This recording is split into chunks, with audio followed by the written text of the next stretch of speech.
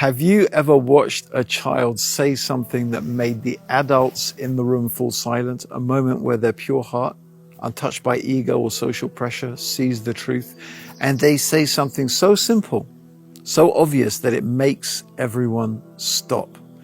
Now imagine this, a young boy living in a city where everyone bows to idols of stone and wood, where the statues they worship are treated like gods, and the man who makes those idols is his own father. But this boy, he looks around and he laughs because deep down he knows this doesn't make any sense. According to the narrations mentioned in Ibn Kathir's Stories of the Prophets, Ibrahim alayhi salam was blessed with remarkable understanding even as a child. Allah refers to this in the Quran in Surah Al-Anbiya chapter 21 verse 51, and indeed we had granted Ibrahim sound judgment early on, for we knew him well to be worthy of it. One day the young boy asked his father, "Father, what are these?" And his father replied, "These are our gods." Ibrahim was stunned. He looked at them again, lifeless, powerless, silent.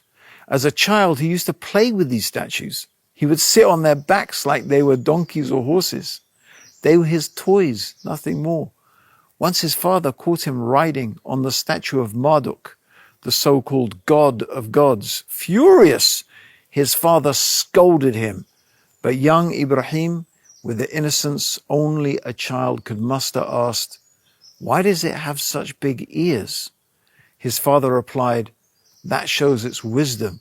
Ibrahim laughed, because even as a child, he knew statues can't hear, statues can't think, statues can't help. No matter how big their ears are, they are still just rocks. What guided Ibrahim as a child was to use something that is universal to all of us, common sense, the ability to acknowledge simple truths from falsehood. He didn't need a philosophy degree. He didn't need to study theology. He just used his God-given intellect.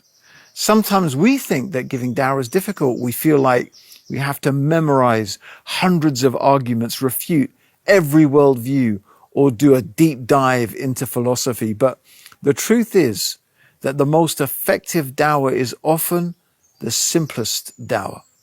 At iERA, we teach that, just like Ibrahim, using common sense is a strong basis for a good dawah conversation.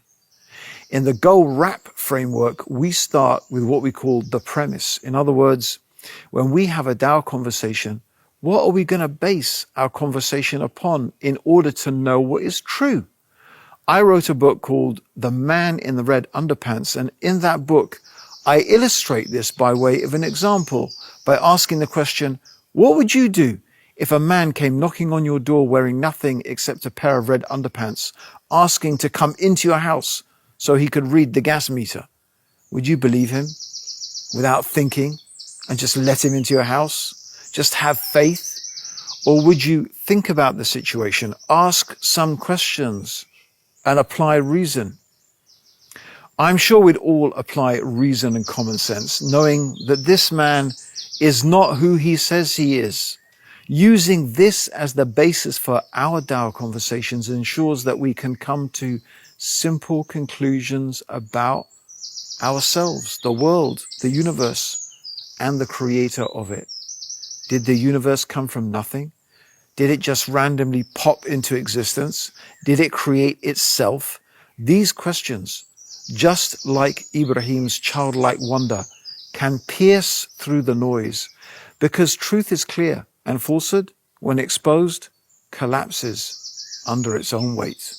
If you've ever felt like you're not ready to give dawah, like you're too young, too unqualified, too ordinary, remember the story of Ibrahim. He was a young boy living in a city of idolaters.